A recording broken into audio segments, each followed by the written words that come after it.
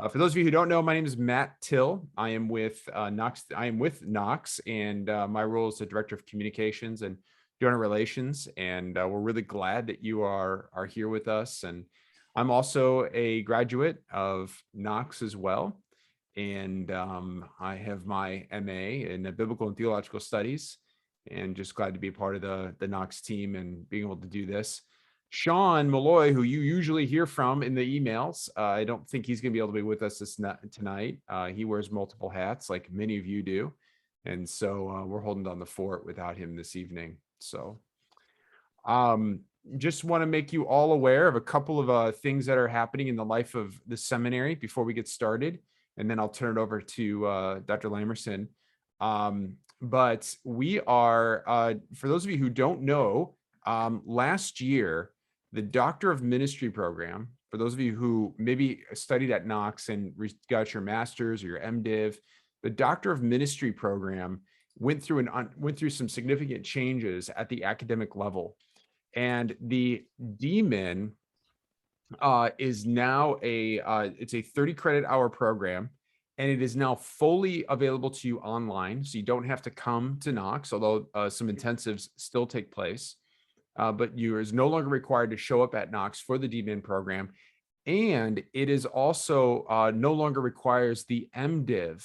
So if you are one who has maybe your MABTS or the MACCS, you would be eligible to participate and to advance your studies with the DMin program.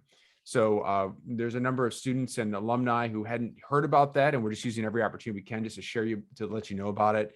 Because you wouldn't believe how many people we hear from that often are like, oh my gosh, this is what I've been waiting for. This is my moment. So for those of you who would love to at least be aware of that, this is for you.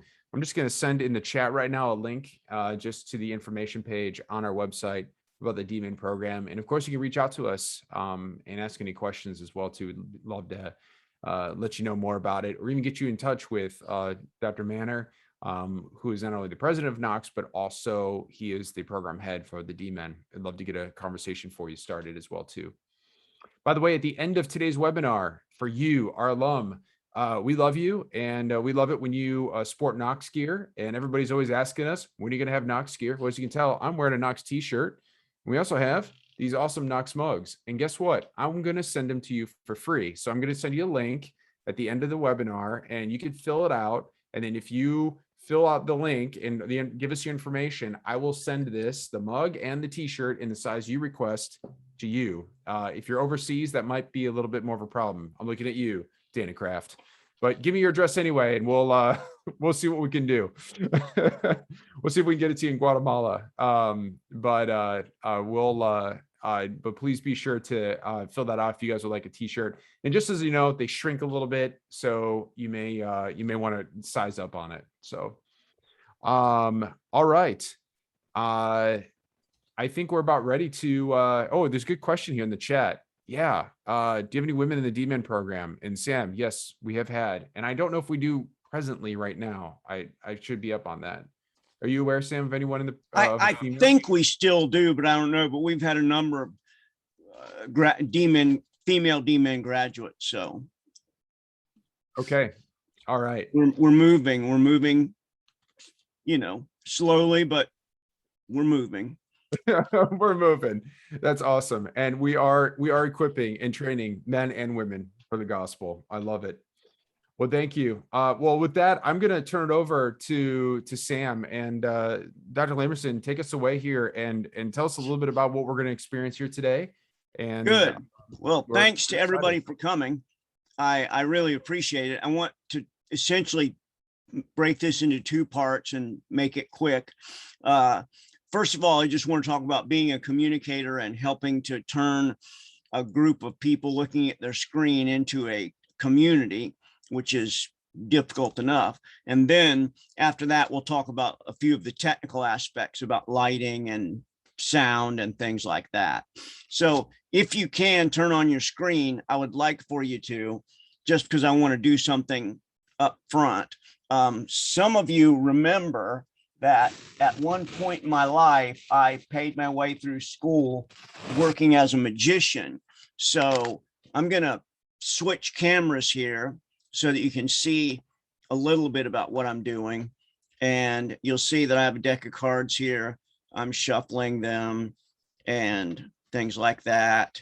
And they are regular cards that you buy at the drugstore.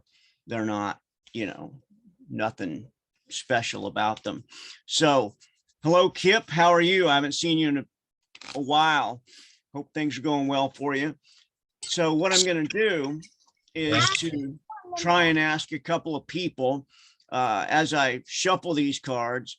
I'm going to ask, let me, again, just so you know that they're all, they're all regular cards. If somebody were here, I would have them inspect them, but since they're not, I'll do this. I'll ask Ronald, if you will. I'm going to riffle down like this with my thumb, and you can just say stop anywhere that you want.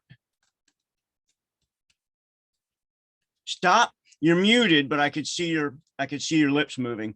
Okay, so you said stop. I'm not looking at the screen. Can you see that card? Yes. Tilt it down a little bit. Bring it down a little bit more, Okay. Sam. How's more. that? There you go. Can you see it now? Yes. Yes. Okay, good. Thanks. I want everybody to remember. You don't have to remember that card. There will be 3 cards, but remember one of these cards. So that's your card, Ronald. You can remember it. Okay, now let's see. We'll let Elizabeth, I'll do it again. You can just say stop anywhere that you want. Stop. Okay, good. Look at that card and remember it. Can you see it? Yes. Okay, good. And then we'll let's see. Franklin, can you hear me? Yes, sir. Good. I can't see you, but I'm going to presume that you're going to say stop. I'm going to riffle down again like this, and you're going to say stop wherever you'd like. Stop. Okay, good. Look at that card and remember it. Got it? Yes, sir. Now, everybody now has remembered one of those 3 cards, okay? So I want everybody to just raise your hand, and I'm going to switch cameras again. And if you would, just raise your hand so that I can see it.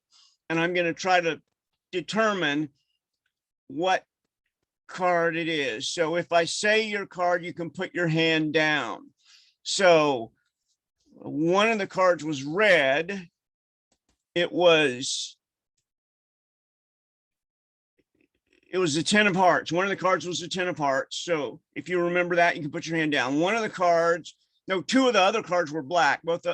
So one of them was a 3, a black 3 of spades. One of them was a 3 of spades. Got that? Okay, so we have one left, and that was a black card too. Lower, it was a 2, but not of spades. It was black, but it was a 2 of clubs. So hopefully I've gotten all 3 of them. And so I did that not just to entertain you, but to show you that one of the ways that we can sort of get people together is by getting them to engage. People look at screens all day. And in the vast majority of cases, the screens don't talk back to them and they don't ask them to do things. So by asking you to get involved, that is by asking you to raise your hand, asking you to look at one of the cards, asking you to remember them, that it helps us to begin to form a sort of community. We're no longer just all these people in boxes. We're doing these things together. And it's what in theater, it's called breaking down the 4th wall. So there's an assumption that there's a wall between the actors and the watchers. And what communicators try to do, like communicators like comedians, magicians, people like that, they try to break down that wall. And there are a variety of ways that one can do it. One can do it by walking out into the crowd, or by bringing somebody up out of the crowd, any of that kind of thing, or responding to things that are happening in the crowd. Any of those sorts of things are the way that we help to break down that 4th wall. And we engage in in mental action by remembering those cards, and physical action by raising the hand. And so that's really important, I think, because of the fact that people look at screens so much, but the screens don't bring them together as a community. In fact, what the screens do for the most part is take them out of the community. So they're walking along, looking at their phone and falling into a huge manhole or whatever. And we want to fight against that by trying to say, even though you're not here with us right now, we want you to be a part of our community and a part of our people. So that's one of the things, the first thing I think that you should do as you try to communicate online is to do what you can to break down that fourth wall. Obviously, it doesn't mean doing a card trick. You could do whatever it is that you want, but doing something that sort of gets the people thinking and acting together will make a big difference. Then after you've tried to break down that fourth wall, there's a wonderful book on preaching by Calvin Miller. It's out of print now, I think, but it was 7 Keys to the Empowered Communicator. And in it, he talks about the speech before the speech. And that is, the person who's preaching takes, depending on how well the crowd knows them, a minute or two to just sort of welcome the people, and particularly if they're not very well known, to thank the people for coming and those sorts of things, not in a fake way, but in a way that you really mean it. You're glad that they're there. And that sort of gives the people the answer to the question of why should they watch you or listen to you?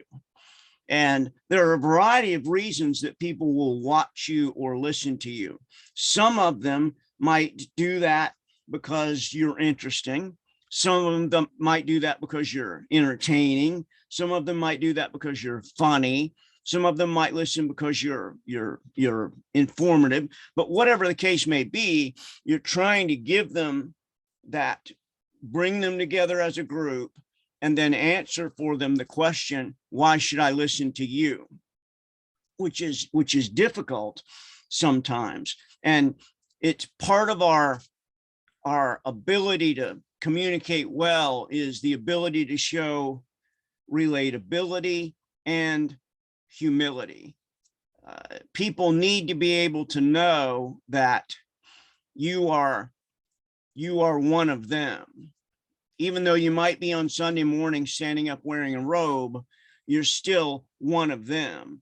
And you don't think of yourself more highly than they do. You don't think of yourself as perfect. You are relatable to them. And that sort of relationship and humility will make a huge difference in them. And there are in your communication, there are different ways that you can do that. And a lot of it is culture bound. And by that, I mean, not just culture bound in terms of the United States, but even areas of the United States, and even different services, depending upon where you are. Being relatable in one church might mean wearing jeans and a t-shirt, while being relatable in another church might mean that you're wearing a robe. It's just, you're realizing that churches have a culture, and even specific services have a culture. So you want to think that through and be careful and help them to realize that this is not just, they're not just watching a variation of Netflix. They're watching a genuine conversation that can go on, and that we are in a community gathered together to learn about God, or to worship God, or to, teach one another, or whatever the case may be. We're doing our best to try to help them to realize and gather together the fact that even though we are separate, we are still a community of people. This is a new area. Obviously, the early church didn't have to deal with Zoom. And even, I mean, if you had told me when I was even 20 years old that someday you'll be able to talk to people all over the United States just by using your computer, and they'll be able to listen and ask and answer questions. I mean, I couldn't have conceived of that. And yet that's the world that, you know, little children are growing up in. They have never known anything else. My son, who's 30 now, when he was about 6, he said to me, "What was the internet like when you were a little boy?" And I said, you know, there wasn't any internet. And he was just shocked by that. He said, "Well, how did you find out about anything?" You know, it's just like, you only know the fish only knows the water that it swims in. And we have to slowly sort of help the fish to engage with other fishes that are around them. So that's in a nutshell, the sort of way that we can help gather people together into a community, even though they're separate from one another. Because it's an interesting question as to how long the church will go on with holding services on Zoom. Some churches have made a theological decision to stop the Zoom because COVID is on its way down. Most churches, though, with the realization that there are certain people who are ill and couldn't and shouldn't be exposed to anything like that, have continued on with the Zoom. And one of the things that we have to ask ourselves is, how do we show those people that gathering together here as a community is good and fine, but gathering together in person as a community is so much more healthy and so much better. So I think that using Zoom as a tool is a wonderful thing. And the church has in general been nervous about new tools. You know, you only have to look back at the way that the church has reacted to a number of things to realize that the church has not welcomed technology very well. There were those who argued that the printing press was a tool of the devil and that only handwritten books were really, really godly.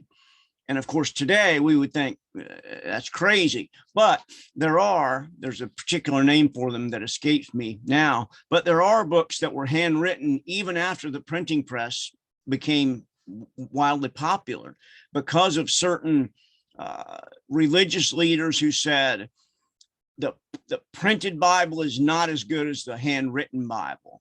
And it's that kind of distrust of technology. The same thing happened with particularly when the internet became sort of widespread, there was a great deal of distrust about it, great deal of distrust about the television and even radio. And if you go back far enough, you can find sermons against roller skating and just a variety of things like that. But we must be willing to say that technology in and of itself is, in general, morally neutral. Zoom is morally neutral. How we use it is what makes the difference. And so how are we going to use this tool that God has given us? Well, one of the things that we want to do is learn to break down the fourth wall, bring people into a community and show them and help them to understand why it's valuable for them to listen to the word of God and why it's valuable to gather together in a community. And so one of the things that I think you should think about is, what kind of tools do I have at my disposal for helping people when they're separate like you are in the Brady Bunch box, how do we gather those people together into a community? And how do we help them to see that in spite of the fact that they're separated greatly, they are still a part of a community? So that's the first part. That is, how can we be better communicators? And communicating through a screen is entirely different than communicating to real people. It's just, it is. And you're going to have to think and be creative and think about ways that we can somehow gather people together in a way that will help them be a community. So that's the first part. Any questions about that before we move into the actual technical aspects? Just unmute yourself and shout it out. Yes, ma'am. So I got 2 points. One was getting people to engage and break the fourth wall. Right. And the second one was the speech before the speech, which is the kind of building a connection and giving people a reason to listen. Did I miss another point, or did I just slide over? No, I think that, like, in my own notes, I had first, break down the fourth wall. Second, show relatability and humility, which is essentially the speech before the speech.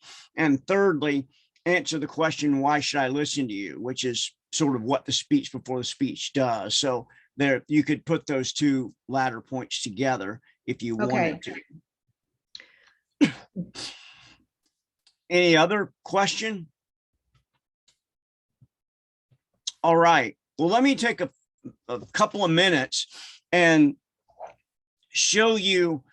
I have a very inexpensive setup, but I think that it will, these are the things that you need if you're going to use Zoom wisely.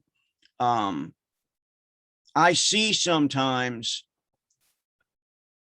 people who will remain nameless, who put on their Facebook page a sermon they preached just by laying the phone down onto the pulpit, and you get this horrible view of them, poorly lit view. You can't really understand them, and it's just not good. And it's just, it doesn't cost that much money to have something a little bit better than that. So I'll tell you what I have. First of all, you need a computer and Wi-Fi, obviously. I'm assuming that you all have that since you're here with us. So that's not, yeah, but thank you, Russ. Aristotle's Rhetoric is a wonderful book on thinking through how to speak. I mean, it's not going to answer every question, but if you've never read Aristotle's Rhetoric, you should read it with preaching in mind, because I used to, back in the long time ago, I used to have all the preaching students read Aristotle's Rhetoric, just because it's so careful in thinking through what kind of speech am I giving, and what kind of proofs will this speech need. Will it be heavy on emotion and light on logic, or heavy on logic and light on emotion? Aristotle talks about 3 things in every speech there: the logos, the pathos, and the ethos. The logos is basically the logic of the speech. So if you're an attorney, for the most part, you depend upon the logos. Ethos is what the listeners think of you, how they view you ethically. So it's not how you are, it's what they think you are. So it's a very significant thing.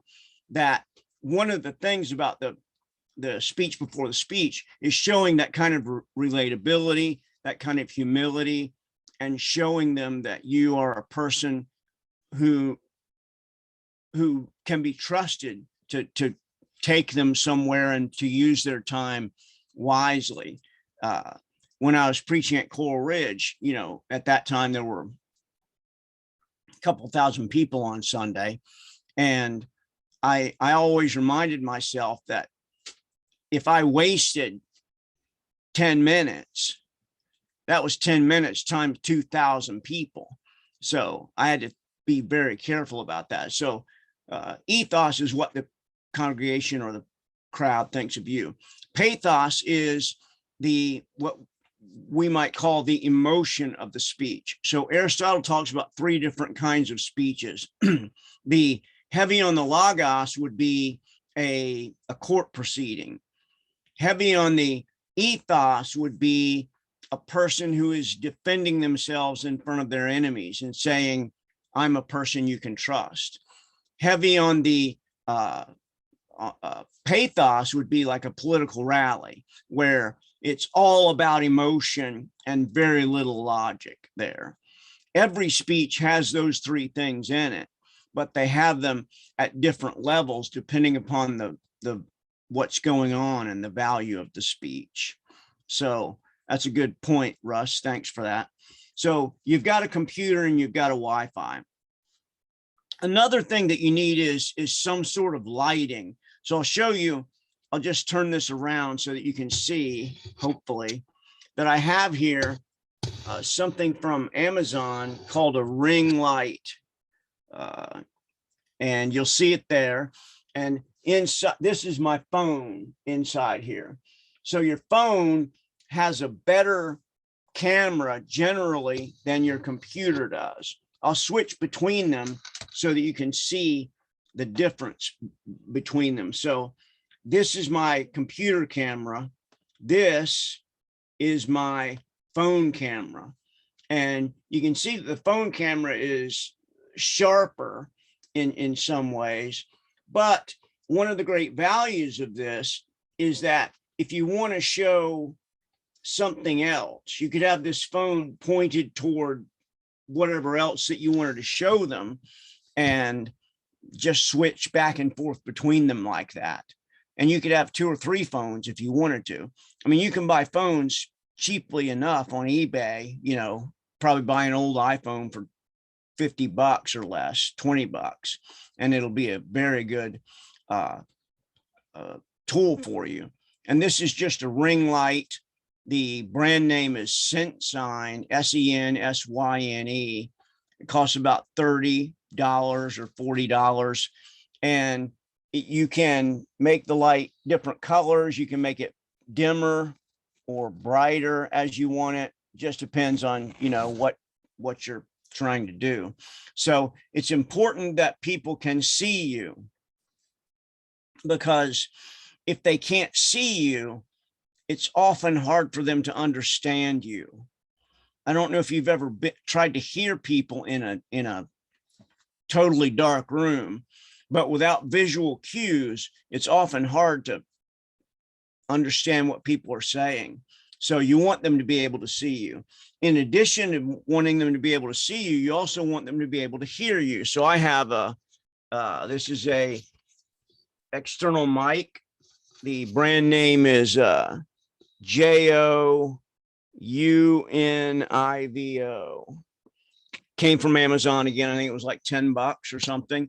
So the people can hear you, and at any point, just with a push of a button,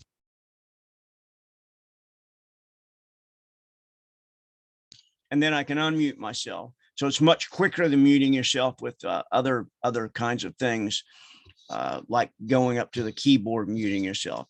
So this is inexpensive, but people need to be able to hear you and understand you.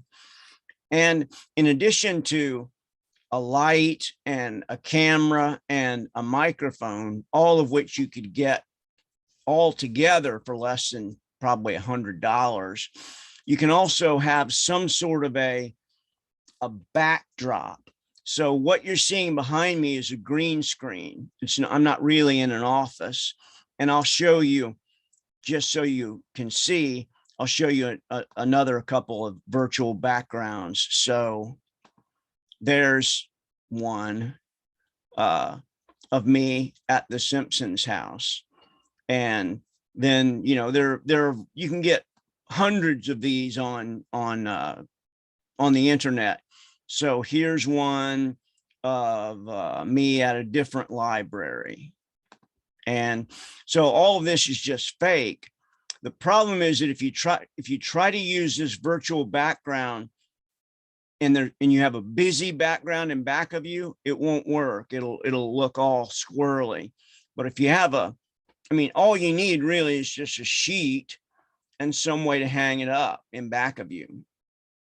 I have a green piece of cloth because it works a little better than a white piece of cloth, but it's the same sort of thing. And so you can make it look as if you're in a place that demands, attention, right? A guy who can afford to be in a library like that must have something valuable to say, but the vast majority of people know that what you see behind me is not real. So particularly if I start shaking this sheet around a little bit, you'll start to see that the books don't fall off the wall and things are just weird. But it's a much, in my mind, a much more valuable look behind you than just a cluttered wall or something, because that can create distractions. And if you have a bookcase behind you, people can start trying to figure out what the books are or things like that. And so you want to be aware that having a screen behind you can be very helpful.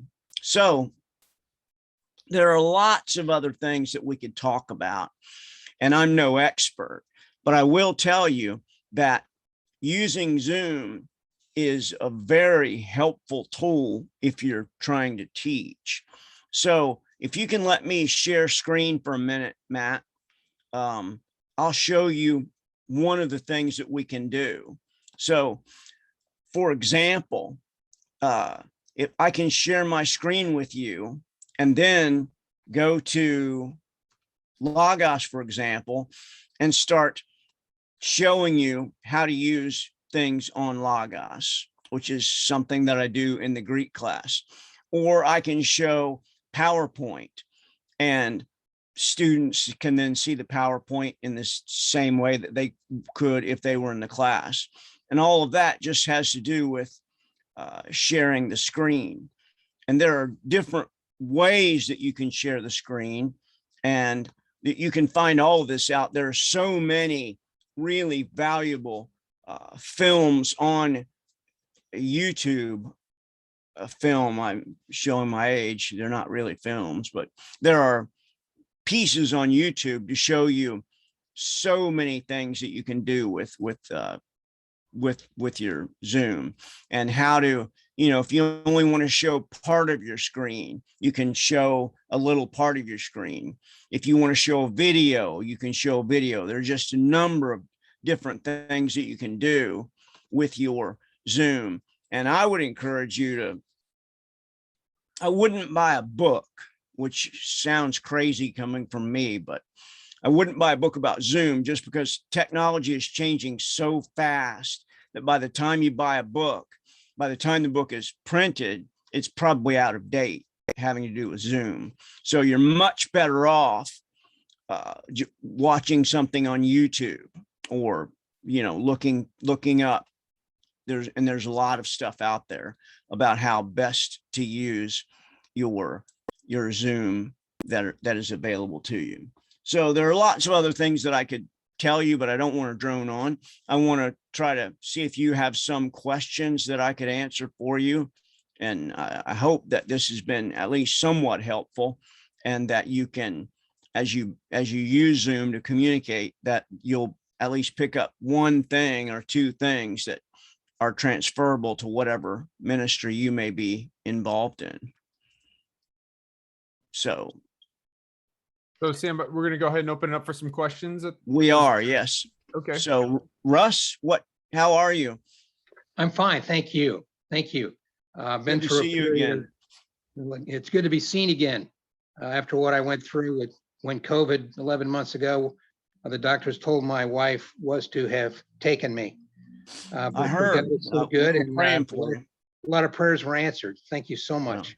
Good. Got it. So good.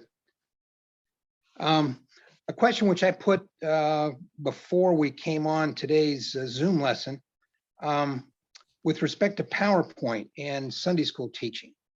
Do you think we've arrived at the day where a PowerPoint presentation displayed on a screen is almost a sine qua non, or something which the student, the people in the class expect you to bring in order to be an effective teacher? And in asking that question, I would answer it no.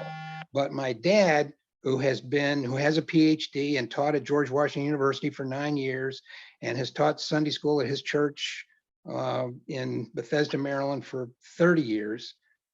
He is one who asserts that he will not go to a Sunday school class unless he has a PowerPoint presentation, and it's typically between 50 and 75 bullet points. And he says that he probably spends an average of 10 to 12 hours a week in preparation for that next week's Sunday school class. Well, I appreciate your dad's hard work. I always use PowerPoint, and it's just because I know that some people need something to look at to reinforce what I'm saying to them and to try to get, the main points. And I also use PowerPoint often to show maps, photographs, things like that. The issue is, and this is something that I've been thinking a lot about and trying to wrestle with, in a Sunday school, it's not so much of a problem, but in a Sunday worship service, when you have people looking at the screen instead of looking at the preacher, it bothers me as a preacher, because I can't always tell whether they're engaged or whether they're just staring off into space. And that's why I'm on the fence about big screens in worship. But as a teacher, I've used PowerPoint for a long time and still do. And one of the reasons is that it allows the student to just stop and listen without thinking they have to write all this down, because eventually you'll give them the PowerPoint. I don't give them the PowerPoint until the class is over, because I don't want them getting ahead of me. But I am happy to give them the PowerPoint after it's over, so they can then remember and review, and what notes they've taken will be filled in by that PowerPoint. That's the thing that has worked for me. I wouldn't say that it's required or that it's necessary. And there are lots of great teachers who don't use PowerPoint, but it makes it difficult for them to show maps or cities or great paintings or things like that, all of which can add another dimension. And that's what we're all trying to do when we're communicating, is to engage as many of the senses as we possibly can. We want them to hear us. We want them to see us and see the things that are going on. And I think that the PowerPoint helps to engage that sense, and it helps to remember, particularly for those who are read better than they listen. And that's a fair amount of the population. So in terms of an actual yes or no, I can't give you that answer, but I can only say, for me, I use PowerPoint and it has worked well in that sense. And all these things that I've talked to you about, like breaking down the fourth wall and the speech before the speech, these are things that will work. It doesn't just work on Zoom. It's just that Zoom is the stage upon which we're standing at this point, but it doesn't have to be that way. I hope that someday COVID will be gone and people will feel safe coming back to church. But sometimes I wonder whether that will happen, that people may have become so comfortable sitting in their bathrobe and slippers on Sunday morning that they may say it's just too much trouble to drag the kids out and get them all to church. You know, by the time we get to church on Sunday morning, we hate each other. So let's do it here at home. Sam, Ronald's got a question for us. Okay. It's not a question. It's just kind of a testimony to what you said with using Zoom. And one of the things, and also PowerPoint, one of the things about PowerPoint also is people are taking screenshots. So instead of them taking notes on it, they could just get a quick screenshot or take it with the picture. But last October, I was contacted by a pastor friend of mine in Kathmandu, Nepal, and I've never been there. And their problem was because of COVID that they do it. It was their 10th annual National Youth Leadership Conference. And he asked me if they could help him out. And I did it online. I happened to be in Denver, Colorado at the time, but one evening I served over 300 youth, their parents, and 13 pastors via Zoom. And I share that because what that did, it lets me know that there's no limit to our reach right now with this technology. Yeah, absolutely. It's a great thing. And we want to take advantage of it, you know, and that's what what the television ministry was at the beginning of the 60s when it was just beginning is what this technology is now.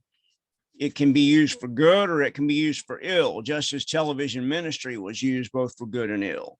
But with the Lord's help, we want to use it for good, for teaching, for preaching, for all of those kinds of things, gathering people together for Bible study, gathering people together for prayer.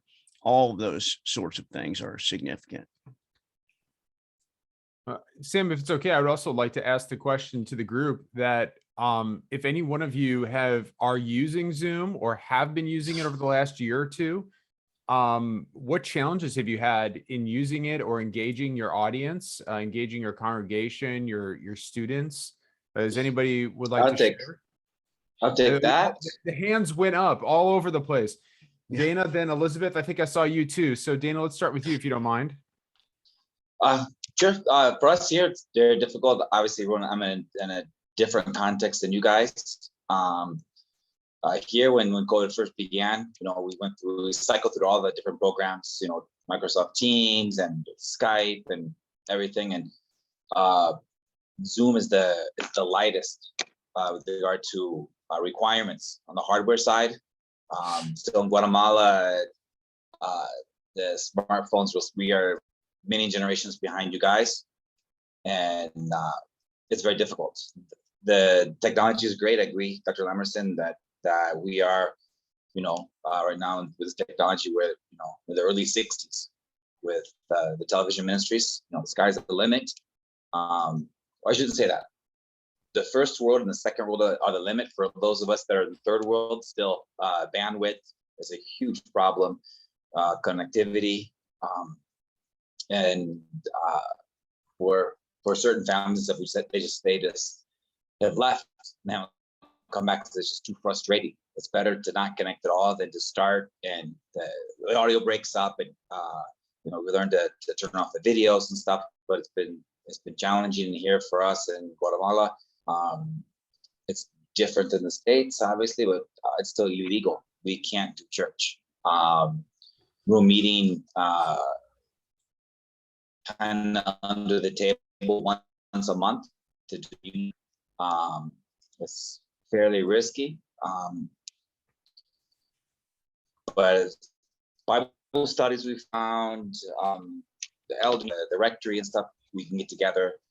But for because it's Latin America, but for us, it's difficult to do church. The actual fellowship aspect, the brothers and sisters coming together, there's a lot missing still. How many people, Dana, even have a computer that you minister to? in general, in Guatemala, they're looking at 20% in all the schools. We've had 2 years now. There's been no public school, and they're looking at roughly 8% of the kids are continuing their studies because that's who has the hardware at home. And you have, the mom making tortillas all day, and then she comes home at 6 or 7, and then she's got to teach algebra. It doesn't work out well. It doesn't work out well. And for here in Guatemala, a full-time job is Monday through Saturday. You only have Sunday off, and then one week a month you do get one extra day off because you can't pay your bills yet online. So you have to go and spend the whole day, going around town paying your bills. It's a lot of promise to technology, but for those of us that are still, in the third world, the promise is quite out of reach for the most part. Elizabeth, you had a comment as well. Thank you, Dana. Oh, yes. Well, Dana, you certainly are contending with great challenges. So my experience is more with leading small groups online on Zoom. I started a Bible study online in May of 2020 with friends who live all over the United States, and didn't know each other either. So they were getting to know each other on Zoom. And so immediately you have the issue of creating a community and helping people to connect. My experience with InterVarsity was really helpful because I'd been involved in several InterVarsity events by Zoom. And so I had learned good techniques from them. I have to say, on the whole PowerPoint thing, that really raised a question for me about how the PowerPoint is being used. Is it a matter of an outline with ideas and information, or is it a matter of images that are tracking, telling a story? Yeah. So if you're using images to create, if I put up an image of a dog and that's helping me remember that the next thing I want to say has to do with this dog, is this, then that's one way of kind of focusing attention, moving the presentation along. I'm moving really far away from outlines and a lot of information laden material in favor of engaging people. And so asking more interactive questions, particularly not so much sermons, but in small groups. So it's much more about, I'm not trying to communicate volumes of information. Of course, I'm not a seminary professor either. What I'm trying to do is challenge people to receive a question and respond in their hearts. And so an outline to simply present the question, maybe I might share screen to present the question. But then one of the things I find useful is to say, okay, we're going to take 2 minutes and you can turn your cameras off right now, because we're going to all sitting in quiet and let God speak to our hearts. And that gives people some privacy. And then we can come back and share. I also find it really useful to do what I call pray around the Zoom. We get everybody to share their prayer request, and then because everybody's Zoom screen looks completely different, I assign who's going to pray for who, and we go around the circle. And it creates a sense of intimacy that you get from being together and praying, but it's on Zoom. So those are some of my experiences. Yeah, I think that's a great thing if the group is small enough to sort of have a sharing and prayer requests. I have, I think, 8 students in my Greek class right now that are from all over the United States. And of course, the PowerPoint is pretty important because they need to be able to see the Greek, but it's also important that we sort of laugh together, that we know what each other are going through and struggling with, and all of that. I think it takes a little longer on Zoom because we are not as quick to trust people with our real secrets, but it can be done. It helps to start with an opening question. So I always start, a Bible study or whatever with a question that is just really just getting people to talk. Like, Yeah. And I find it's very helpful it's really important in a new group to get everyone to say something short at the beginning, because there are people who will not speak at all. And once they've heard their voice publicly and people have heard them, they will contribute. And also, it's important for the talkative ones to realize that they're going to speak for a short time and other people are also going to contribute. So it sets a really good pattern if you ask a question that requires a short answer at the very beginning. Yeah, good. Thank you. Thank you, Elizabeth. Ronald, I saw you had a hand again. Yeah, I wanted to just share, I've been using Zoom for about 3 years now, even before COVID. And one of the things, like I mentioned, the Kathmandu, Nepal, Dana mentioned the bandwidth, and they were challenged over there. So one of the things, since I was in Denver, and it was a Sunday night at 8:45, but it was 10 on a Sunday night for me, but it was 10 o'clock in the morning there. What I had done in working with the pastor is I did my presentation, and it consisted of PowerPoint. And on all my PowerPoints, I used some images in addition to the text.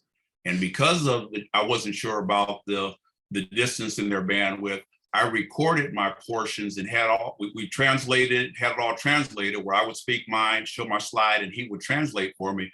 But the pre-recorded takes there's a lot less distortion in the pre-recorded than it is in a live. So I would show my little piece and then I would go live, and kept on doing that. And from 8:45 till about 2:30 in the morning, my time, I was on it. And I just want to say it was such a joy because they were worshiping. I recognized the lyrics. I mean, I didn't recognize the lyrics, but they were worshiping the same God we were. And I just stayed on to the bitter end, even though I didn't understand a lot of what was being said. Yeah. That's great. Excuse me, Matt, if I may. Thank you, Ron, for sharing that. Elizabeth, yeah, that was also the idea of doing the quiet time, if you will, turn off the cameras. But Dr. Lamerson, I read an article just a few months ago, because I've had several convocation and different things, several long there in the States, and how all of us feel so exhausted afterwards. And the psychologist was writing that the technology is really, really great. Our brains are engaged, but all of the subtle clues, the subtle cues that our brain picks up when we're communicating or listening to somebody, the technology is not there yet. So our brains, there's a deep part subconscious that's working extra hard. So if you're on a lecture, for an hour, then you finish, yeah, you feel much more exhausted. It's because that part of your brain, it's like a deep programs running in the background the whole time, trying to pick up these extra facial cues and stuff that are just not there yet in the technology. And that's something we need to keep in mind, because it's laborious. At the beginning, you think, oh, it's gonna be so easy. We don't have to drive to church, I'm just doing the computer, and you have your shorts on, but you have your dress shirt on or whatever. You're partially with your clericals, but no, it's actually much harder. Yeah, it is. There's no doubt. I mean, I don't know if you've ever watched the show Comedians in Cars Getting Coffee, but in one of them, and I can't remember which one, and I can't find it again, Seinfeld talks about how comedy is like preaching, that we gain cues, subtle cues from the breathing of the people and the laughing of the people and whether or not they're really with us. And many comedians go on for too long, just like many preachers. And it was fascinating, really, to think about those two together. Sam, just as well, I want to respect everybody's time. We're already going on here. And I would like to just ask, maybe for you, Sam, if you could maybe give us a bit of are there any reasons why we should not consider the use of Zoom? I know that there's a lot of people who have really rejected the use of this kind of online tool. You've addressed a lot of the reasons why this is probably going to be around for a while. While this is, we've heard some great testimony here from our own alumni, how they're utilizing it. Are there some theological things we should be thinking about regarding as to, or some caution that we should be at least considering as communicators of the gospel? Yeah, I think that we have to be careful that this doesn't take the place of, when it's safe, us gathering together again, because there is a world of difference between gathering together in person, but there are advantages to gathering together on Zoom that we will never be able to get in person. You know, you can't have a Bible study or a Greek class from people all over the United States except through Zoom. And that's a great advantage. It also has its dangers, as any technology does. But anybody who refuses to use it is going to be repairing typewriters. You know,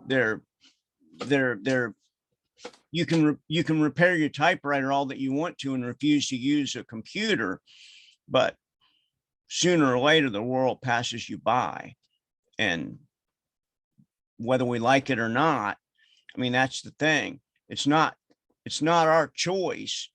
The technology is there, and we try to use it for the kingdom as best we can.